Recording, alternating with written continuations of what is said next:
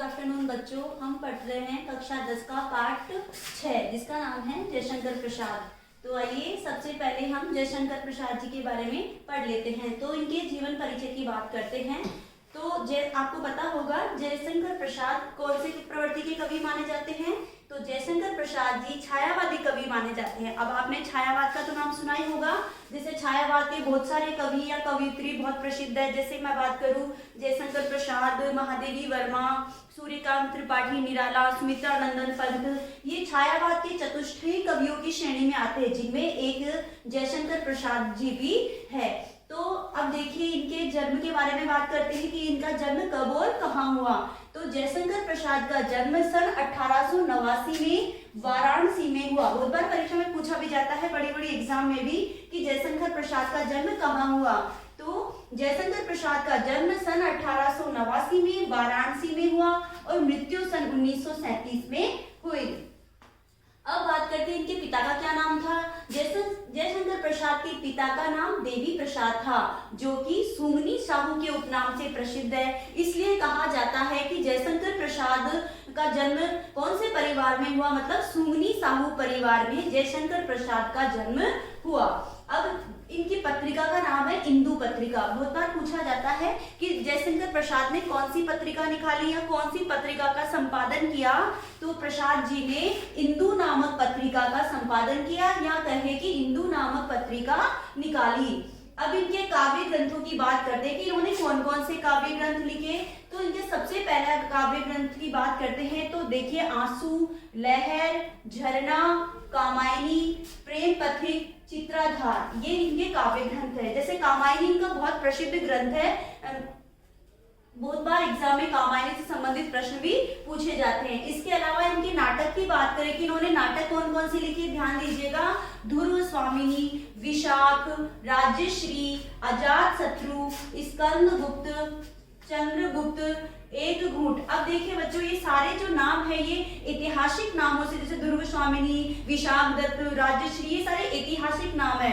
कहने का मतलब इन्होंने जो भी नाटक लिखे, प्रसाद जी ने जो भी नाटक लिखे वह ऐतिहासिक दृष्टि को ध्यान में रखते हुए इतिहास से संबंधित बातों का उल्लेख उन्होंने अपने नाटकों में किया है। उन राजाओं का या उन रानियों का उल्लेख अपने इन नाटकों के अंदर किया है।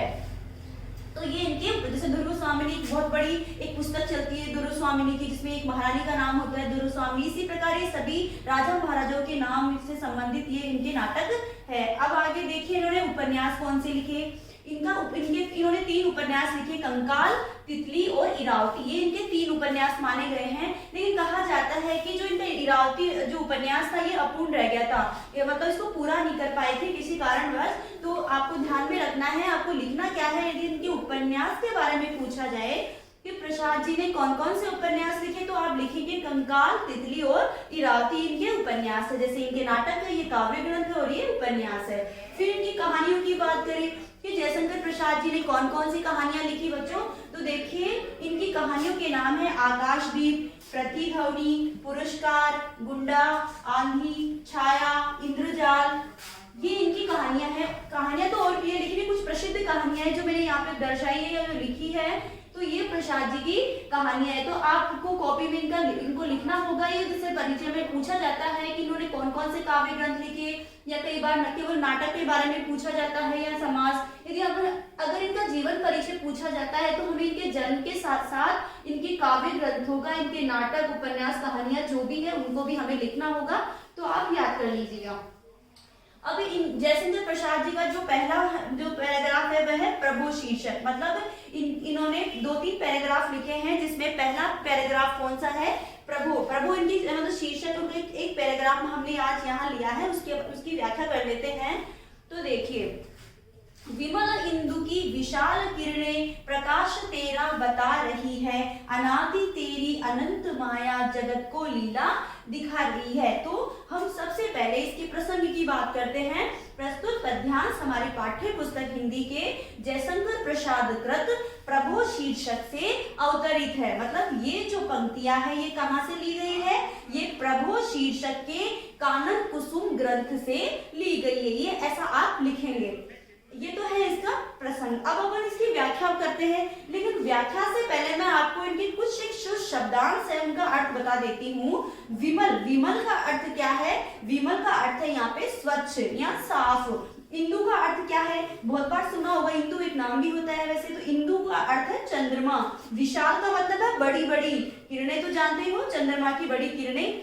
और अनादि, अनादि का अर्थ क्या है? अनादि मतलब जिसके प्रारंभ का पता न हो, जिसके इसका शुरुआत कब हुई उसका मालूम ना हो, तो उसे हम अनादि कहते हैं। अनंत, जिसका अंत कब होगा ये कि कोई नहीं जानता, अर्थात जिसका अंत ही नहीं होता वह होता है अनंत।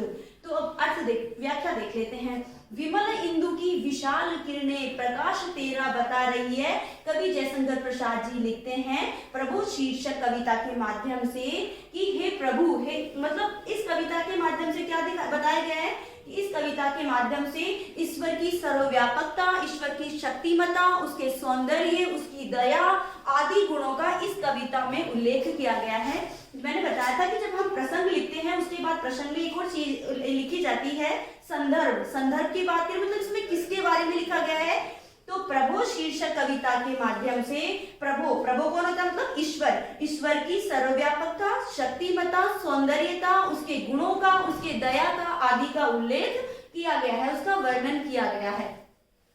अब देखिए कि जो हे प्रभु, प्रसाद जी लिखते हैं कि हे प्रभु, यदि कोई आपके बारे में जानना चाहे, आपकी महत्ता के बारे में जानना चाहे, आपकी सर्वव्यापकता के बारे में जानना चाहे, तो वह चंद्रमा की बड़ी बड़ी किरणों का प्रकाश देख सकता है। मतलब जो चंद्रमा की बड़ी बड़ी जो किरणें हैं, चंद्रमा से निकलने वाली जो किरणें हैं, आपके प्रकाश के बारे में बता रही है, मतलब आपकी महत्ता के बारे में। मतलब चंद्रमा की किरणें ही आपकी स्तुति कर रही है, आपका गुणगान कर रही है।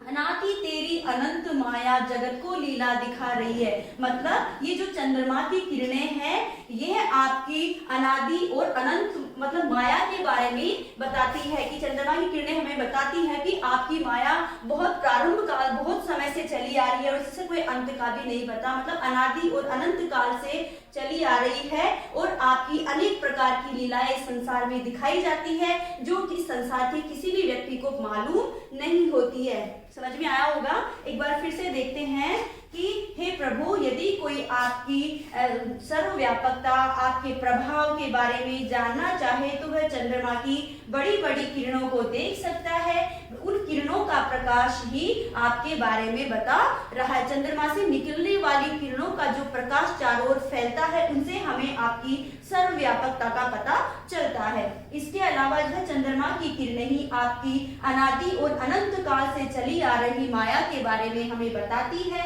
इस प्रकार इस संसार में आपकी अनेक प्रकार की लीलाएं दिखाई जाती है, लेकिन यह बात सभी मनुष्यों को मालूम नहीं है, सभी मनुष्यों को ज्ञात नहीं है। फिर आगे देखिए, प्रसार तेरी दया का कितना, प्रसार तेरी दया का कितना, ये देखना है तो देखे सागर, तेरी प्रशंसा का राग प्यारे तरंग मालाएं गा रही है। फिर आगे कहते हैं यहाँ पे कि हे प्रभु, हे ईश्वर, यदि कोई आपकी दया का विस्तार देखना चाहता है कि आप अपने भक्तों पर या इन मनुष्यों के ऊपर कितनी दया करते हैं, यदि कोई इसके बारे में जानना चाहता है तो वो क्या करे कि हे प्रभु, यदि कोई आपकी दया के विस्तार के बारे में आप अपने भक्तों पर कितनी दया करना चाहते हैं या करते हैं, उसका प्रसार देखना चाहते हैं, तो वह समुद्र की जो समुद्र को देख सकता है कि समुद्र का विस्तार बहुत अथाह विस्तार होता है, अथाह गहराई होती है, विस्तृत होता है समुद्र का फैलाव, तो वह समुद्र को देख सकता है, सागर को देख सकता है।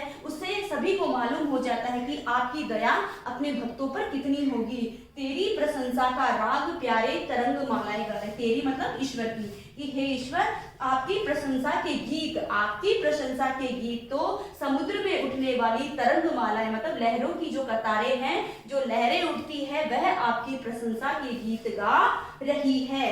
समझ में आया होगा कि कहने का मतलब ये है कि हे प्रभु, यदि कोई आपकी दया के विस्तार के बारे में जानना चाहता है तो वह समुद्र को देख सकता है। समुद्र बहुत विस्तृत होता है और समुद्र में उठने वाली जो बड़ी बड़ी लहरें हैं, ये आपकी प्रशंसा के जो गीत गा रही है। इससे आपकी सर्वव्यापकता का मालूम होता है। अब आपको समझ में आया होगा कि यहाँ पर ईश्वर की स्तुति की गई है, उसकी सर्वव्यापकता, उसके गुणों के बारे में बताया गया है। तो आज हमने केवल एक पैराग्राफ पढ़ा है बच्चों। इससे आगे का जो पैराग्राफ है मैं फिर आपको नेक्स्ट वीडियो में बताऊंगी। आज के लिए इतना ही। इसी के साथ अपने शब्दों को विराम देती हूँ। धन्यवाद।